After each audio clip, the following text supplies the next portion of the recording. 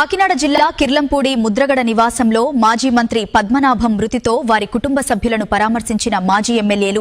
కాకినాడ జిల్లా జగ్గంపేట నియోజకవర్గం కిర్లంపూడి మండలంలో మాజీ మంత్రి ముద్రగడ పద్మనాభం మరణంతో తీవ్ర విషాదంలో ఉన్న ఆయన కుటుంబ సభ్యులను పరామర్శించేందుకు వివిధ రాజకీయ పార్టీలకు చెందిన ప్రముఖులు వరుసగా కిర్లంపూడికి చేరుకుంటున్నారు. ముద్రగడ నివాసానికి వెళ్లిన నేతలు ఆయన చిత్రపటానికి నివాళులర్పించి కుమారులు గిరిబాబు, బాలులను ఓదార్చి ప్రగాఢ సానుభూతి తెలిపారు. మాజీ ఎమ్మెల్యేలు వరుపుల సుబ్బారావు, పర్వతప్రసాద్, పెండెం దొరబాబు, ద్వారంపూడి చంద్రశేఖర్ రెడ్డి, జ్యోతుల చంటిబాబు, ఎస్వీఎస్ వర్మ, ఎమ్మెల్సీ పేరాబత్తుల రాజశేఖర్, మాజీ మంత్రి గొల్లపల్లి సూర్యారావు, కాకినాడ ఎమ్మెల్యే వనమాడి కొండబాబు ముద్రగడ నివాసానికి వెళ్లి కుటుంబ సభ్యులను పరామర్శించారు. ఈ సందర్భంగా ముద్రగడ పద్మనాభం ప్రజాజీవితంలో అందించిన సేవలను నేతలు స్మరించుకున్నారు. రాజకీయాలకు అతీతంగా ఆయన వ్యక్తిత్వం, ప్రజలతో ఉన్న అనుబంధం చిరస్మరణీయమని కొనియాడారు.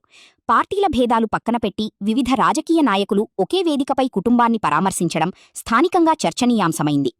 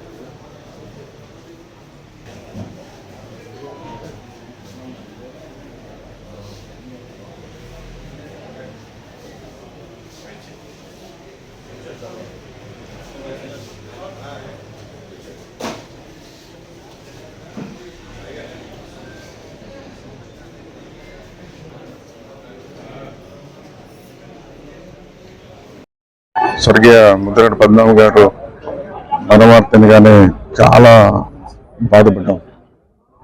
ఇలా జరుగుతుందని కళ్ళ కూడా ఊహించలేదు.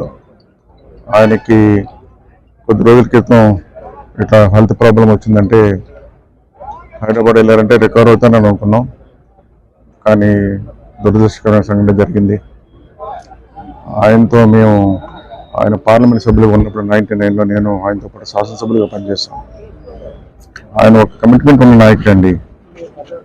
అభివృద్ధి విషయంలో ప్రజలకు మాటిస్తా మాట నెరవేర్చుకోవడం కోసం ప్రభుత్వంతో మాట్లాడి పనిచేసే విధానం చాలా కమిట్మెంట్తో పనిచేసేవారు. అదే కాదు, ఏదన్నా మాటిస్తా మాట నిలబెట్టుకోవడం కోసం పనిచేసే వ్యక్తి.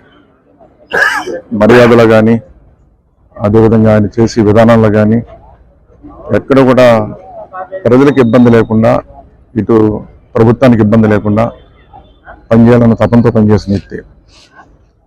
ఆయన ఒక స్ఫూర్తి చెప్పాలంటే, ఏదన్నా మాట ఇస్తే మాట నిలబెట్టుకుని పనిచేసే వ్యక్తి. అలాంటి వ్యక్తి ఈరోజు మన మధ్య లేకపోవడం చాలా బాధాకరం. ఏదైనప్పుడు కూడా వాళ్ళ కుటుంబ సభ్యులకి వారికి భగవంతుడు అన్ని విధాలుగా సహాయ సహకారాలు అందించాలని, ఆయన ఆత్మ శాంతి కలగాలని ఆ భగవంతుని కోరుకుంటున్నాను.